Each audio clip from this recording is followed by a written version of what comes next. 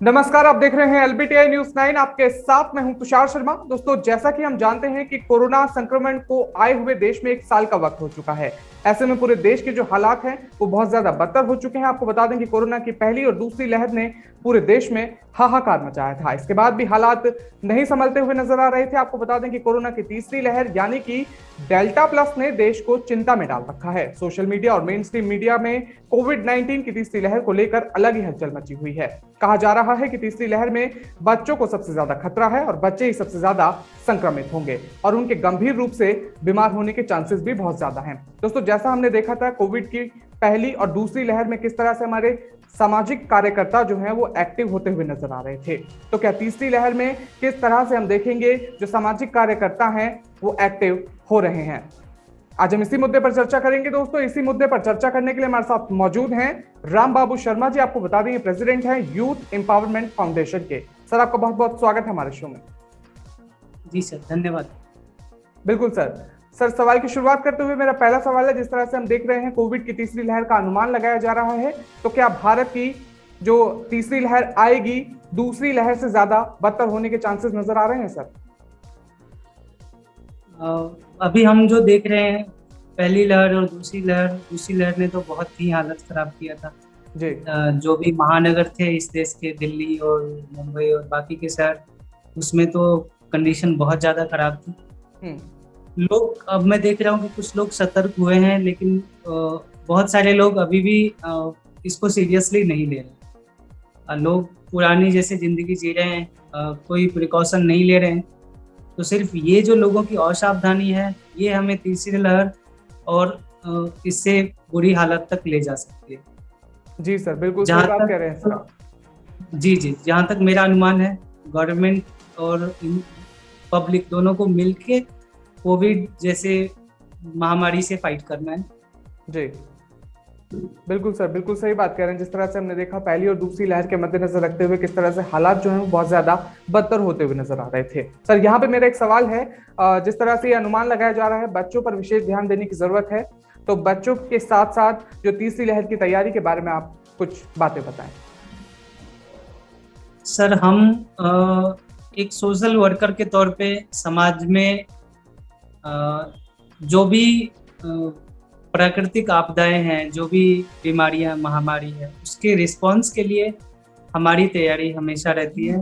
पिछली बार भी हम लोगों ने और हमारी टीम ने पूरा दिन रात हमने काम करके कोशिश की ज्यादा से ज्यादा लोगों तक हम पहुंचे, ज्यादा से ज्यादा लोगों की जान बचाई जाए।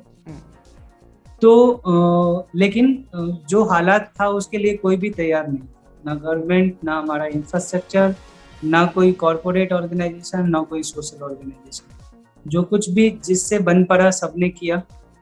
तो हमने भी अपने आप को तैयार किया और उस हिसाब से लोगों तक पहुंचे, उनके उस समय की जरूरतों को समझा और उसके लिए रिसोर्स जुटाए और उनकी जान बचाने की कोशिश की। लेकिन जो लहर थी वो हर किसी को एक बहुत बड़ा सीख देके गया है, ठीक है। तो उसके हिसाब से उससे लर्निंग लेके हम लोग उससे बेटर प्रिपरेशन करके रखे हुए हैं। भगवान ना करे कि ऐसी हालत कभी आए, लेकिन कुछ भी होता है तो हम और हमारी टीम पूरी तरह से तैयार है। और सर, जिस तरह से आप बता रहे हैं, आप और आपकी टीम ने लोगों तक पहुंचे और उनकी मदद की। सर, आप हमारी तमाम जनता को ये बता सकते हैं कि किस तरीके की मदद आपने लोगों तक पहुंचाई? जी सर, जैसे पहली लहर थी कोविड की, जब 23 मार्च को और 25 मार्च 2020 को लॉकडाउन शुरू हुआ था और उसके बाद धीरे धीरे माइग्रेंट जो वर्कर्स थे अपने गाँव को पलायन करने लगे। बिल्कुल। तो सब एकदम से लॉकडाउन लगा था और लोग बहुत घबरा गए थे कि अब क्या होगा। 2 हफ्ते के लिए लग रहा था, कभी फिर एक्सटेंड हो रहा था। तो जो वर्कर्स थे, जो ऑर्गेनाइज सेक्टर में जो लोग काम कर रहे थे, जो सर्विस क्लास थे, उनके लिए तो कहीं भी या तो वो अपने घर में थे या तो रेंट पे थे, या उनकी सिचुएशन उतनी खराब नहीं थी जो वर्कर क्लास की थी। लोग जो दिहाड़ी करते थे, काम बंद हो गया, वो दिल्ली में या बाकी किसी शहर में रह नहीं सकते थे, ना उनके पास किराए के पैसे हो सकते थे, ना खाने के लिए हो सकता था। और ये भी क्लियर नहीं था कि कितने दिन, कितना लंबा लॉकडाउन चलेगा। लोग अपने अपने गाँव को जाने लगे।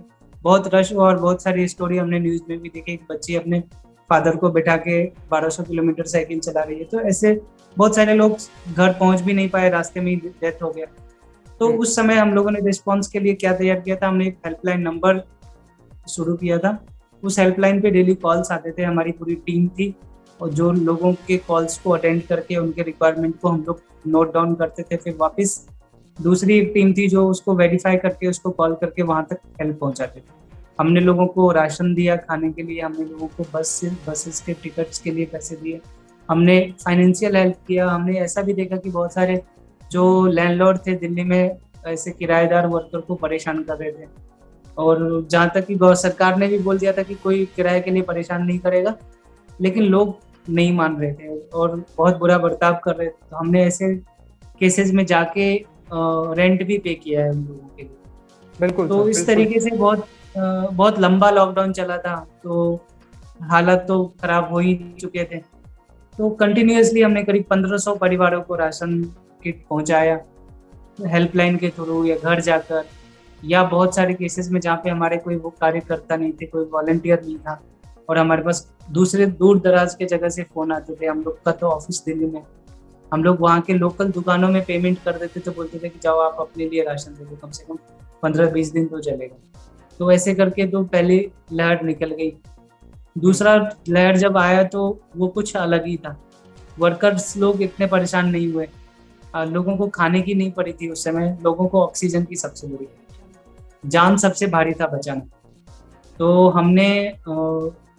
हमें लगा कि वर्कर क्लास को फिर से दिक्कत आने वाली है, तो हम उस हिसाब से हमने प्रिपेयर किया और ग्रोसरी किट्स बनवाए बांटने के लिए लोगों तक।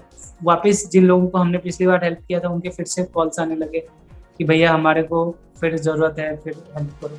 हमने उन लोगों को किया और ऐसे ही 5-10 दिन चला। उसके बाद तो फिर हॉस्पिटल में बेड नहीं है, ऑक्सीजन नहीं है, मेडिसिन नहीं है, पैसे नहीं है, तो बहुत टफ हो गया। मतलब लोगों को के कॉल्स को हैंडल करना, लोगों के प्रॉब्लम्स को समझना, हर किसी को एक नई दिक्कत थी।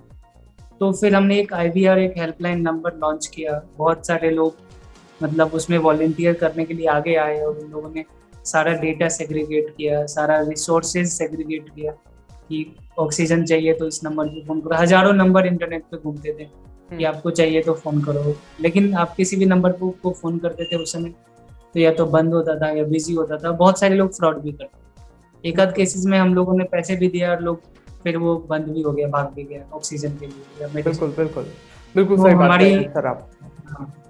तो हम लोगों ने फिर एक कोविड वॉर रूम बनाया, पूरा डेडिकेटेड लोग बैठे सिर्फ कोविड वाले केसेस में लोगों की हेल्प करने के लिए। तो हमने फिर बहुत सारे केसेस में देखा कि हम लोग किसी को हॉस्पिटल में बेड दिलाने में कामयाब रहे, किसी को ऑक्सीजन पहुंचाने में कामयाब रहे, किसी को मेडिसिन पहुंचाने में कामयाब रहे।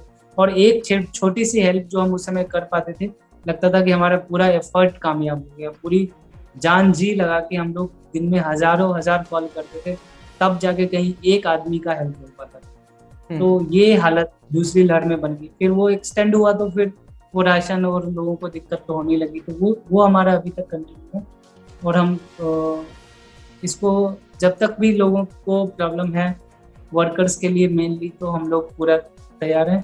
और आज भी किसी का फोन आता है, किसी को जरूरत आती है, तो हम उसके लिए पूरी तरीके से मदद करते हैं।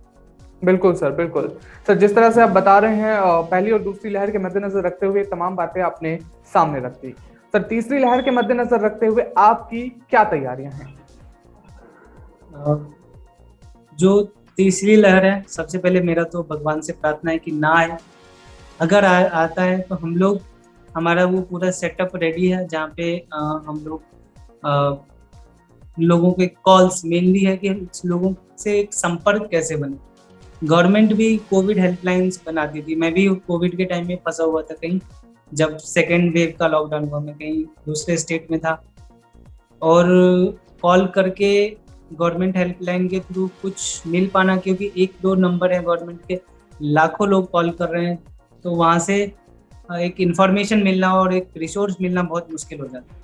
तो सबसे पहले एक संपर्क को इस्टेब्लिश कैसे किया जाए, तो हमारा एक हेल्पलाइन नंबर जो है वो रहेगा और उसके थ्रू लोग हमको कांटेक्ट करेंगे। उसके बाद जो भी ज़रूरत होती है उनको हम लोग नोट करते हैं और वो हमारी उसके लिए सेपरेट टीम है।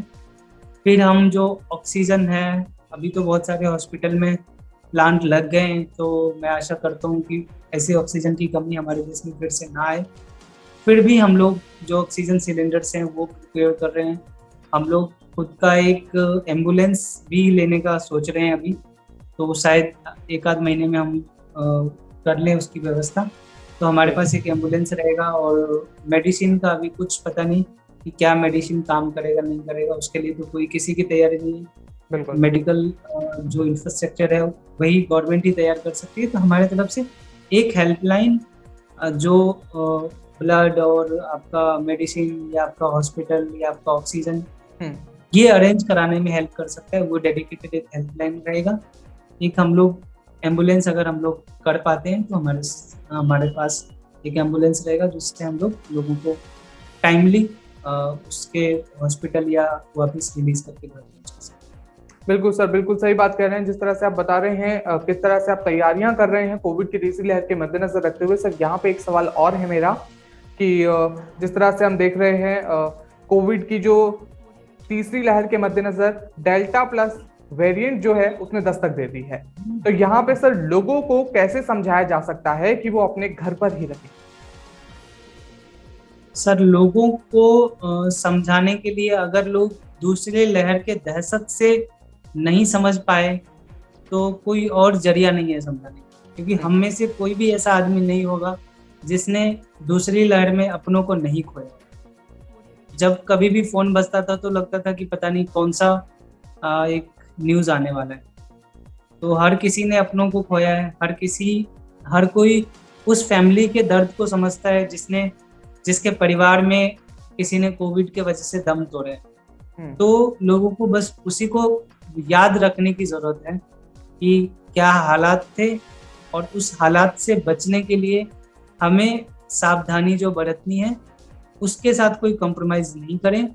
जो मास्क लगा के रखना है, जो लोगों से डिस्टेंसिंग बनाना है, जो गैदरिंग नहीं करना है, जो किसी को थोड़ी भी प्रॉब्लम है, खांसी बुखार है तो उसको टाइमली ट्रीटमेंट करे, चेकअप जो डॉक्टर बोलते हैं वो करे, तो बचा जा सकता है। बस सावधानी से ही बचाव है इसका, और तो कुछ भी ऐसा नहीं है कि कोई टैबलेट खा लो तो कोविड नहीं होगा। वैक्सीनेशन भी बहुत बड़ा मतलब कवच है कोविड का, तो हर किसी को दोनों डोज का वैक्सीनेशन लगवा के रख लेना चाहिए और बिल्कुल इसी तरीके से कोविड से बचा जा सकता है। बिल्कुल सर, बिल्कुल जिस तरह से आप बता रहे हैं किस तरह से तीसरी लहर के मद्देनजर रखते हुए कोविड का बचाव, तो यहाँ पर सर अंतिम सवाल के साथ मैं यहाँ पर खत्म करना चाहूंगा, इस महामारी में कैसे हम लोगों को समझा सकते हैं जो लोग मदद करने के लिए सक्षम हैं वो आगे आकर मदद करें? जी, मैंने भी देखा है कि इस महामारी से पहले लोग इंडिविजुअली सोशल चीजों में कम पार्टिसिपेट करते हैं। ठीक है, जब ये सिचुएशन खराब हुई तो लोग सामने आने लगे। पता नहीं ये कैसे चेंज हुआ है, लेकिन ये एक बहुत अच्छी बात है कि लोग दूसरे के दर्द को समझ के और दूसरे के मुश्किलों में खड़ा होने के लिए सामने आने लगे। ये एक बहुत बहुत अच्छी बात है और हम लोग भी और हमारे जैसे बहुत सारी संस्थाएं अगर पब्लिक तक पहुंच के मदद कर पाती है तो वो भी पब्लिक के वजह से ही, क्योंकि कोई एक अकेला इंसान बहुत लोगों की मदद नहीं कर सकता। अगर उस इंसान के पास एक सपोर्ट है, एक एसोसिएशन है, तो वो मिलके कुछ लोगों की जरूर मदद कर सकता है। तो मेरा एक मैसेज यही है कि हर कोई जिम्मेदारी ले, सामाजिक जिम्मेदारी, जैसे हमारे परिवार की जिम्मेदारी है, अपने लाइफ की जिम्मेदारी है, एक सामाजिक जिम्मेदारी भी हमारी है कि हमारे समाज में अगर कोई भी कमजोर पड़ता है तो पूरा एक समाज पीछे आ रहा है, पूरा एक देश पीछे आ रहा है। तो इसलिए हर किसी के सुख दुख में हमको शरीक होना है और हम उसकी जिम्मेदारी लेते हैं कि अगर कोई बीमार है और उसको मदद की जरूरत है, कोई किसी को ब्लड चाहिए और हम ब्लड दे सकते हैं, तो हमारी जिम्मेदारी है देना। ये नहीं कि उसको जरूरत है वो कोई और है और मैं कोई और। हम कोई भी समाज में अलग अलग नहीं, हम सबको मिलके ही एक समाज बनाए और हम सबको मिलके एक देश मिला है। तो हम सभी एक हैं और हम सभी को हर किसी की जरूरत के लिए जिम्मेदारी लेना है। तो बस अपनी एक छोटी सी जिम्मेदारी समझे, हम जो कर सकते हैं उससे योगदान करें। बिल्कुल सर, बिल्कुल सही बात कह रहे हैं सर आप। तो दोस्तों देखा आपने किस तरह से हमने राम बाबू शर्मा जी से वो तमाम बातें जानी, किस तरह से जो हमारे सामाजिक कार्यकर्ता हैं वो इतना प्रयास कर रहे हैं देश के लिए। दोस्तों आज के लिए बस इतना ही। आपसे गुजारिश है कि आप इस वीडियो को जल्दी से शेयर कीजिए ताकि ये सूचना ज्यादा से ज्यादा लोगों तक पहुंचे। और सर आपका भी बहुत बहुत धन्यवाद, इतना कीमती वक्त आपने हमें दिया। जी जी, तो तब तक के लिए हमारे साथ बने रहिए LBTI News 9 में। धन्यवाद।